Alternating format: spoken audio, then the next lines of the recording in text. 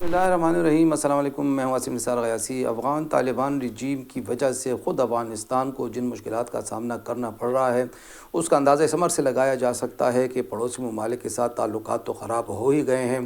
اقوام متحدہ کی طرف سے بھی ابھی تک پابندیوں کا سامنا ہے، اور گزشتہ روز آسٹریلیا نے بھی افغان چیف جسٹس سمیت 3 افغان وزراء پر سفری اور مالی پابندیاں عائد کر دی ہیں۔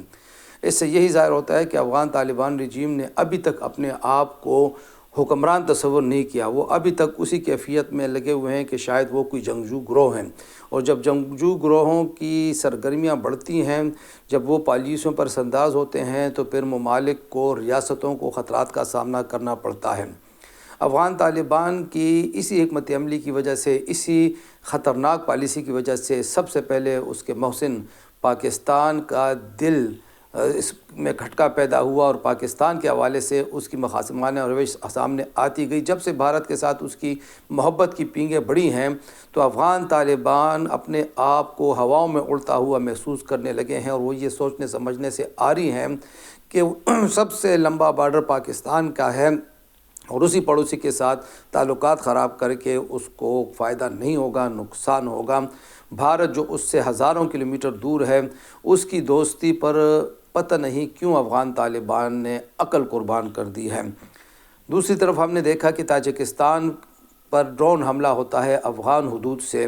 اور اس کے بعد سے تاجکستان کے معاملات بھی بڑے کشیدہ نظر آتے ہیں، اور تاجکستان نے تشویش کا اظہار کیا ہے۔ روس اور تاجکستان مل کر ایک مشترکہ، اور چین بھی اس کے ساتھ مل کر مشترکہ تحقیقات کے حوالے سے بھی کام کر رہے ہیں۔ ایران کے ساتھ ٹینشن پہلے سے زیادہ ہے، کیونکہ ایران نے زبردستی لاکھوں افغانوں کو چند ہفتوں میں واپس بھجوا دیا تھا۔ اگرچہ اب طالبان رجیم کی یہ کوشش ہے کہ ایران کے ساتھ تجارتی تعلقات استوار کیے جائیں، لیکن پاکستان کا راستہ کھو کر ان کے ہاتھ اس لیے کچھ نہیں آئے گا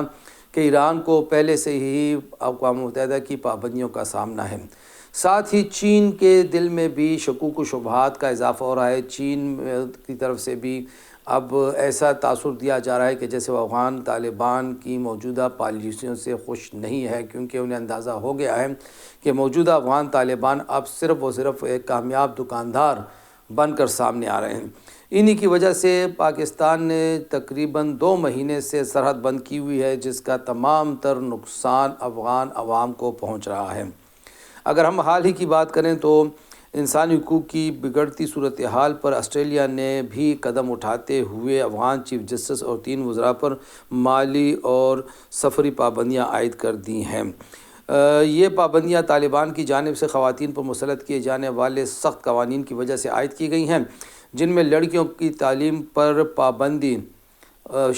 سب سے بڑی چیز ہے، اور تقریباً 80% خواتین اور لڑکیاں جو ہیں ان کی تعلیم متاثر ہوئی ہے۔ اسی طرح خواتین کے روزگار پر بھی پابندی ہے، اور ان کی عوامی زندگی میں شرکت کو روکنا بھی شامل ہے۔